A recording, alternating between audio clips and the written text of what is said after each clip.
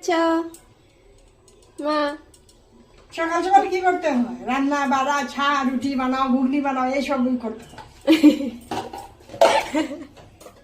কি করছি? রান্না করছি। কি করছি? সকাল সকাল এসে গেছে, মাথা খারাপ হয়ে যাচ্ছে, কাজ শেষ হচ্ছে না, আর এখন ভিডিও করবে নিয়ে। আরে করেনি ভিডিও, অনেকদিন হয়েছে করিনি। তেল চলে যাচ্ছে, কড়াই গরম হয়ে গেছে, তেলটা অনেক গরম হয়ে গেছে, যেমন দেওয়ার সাথে সাথে এগুলা এইভাবে হয়ে যাবে।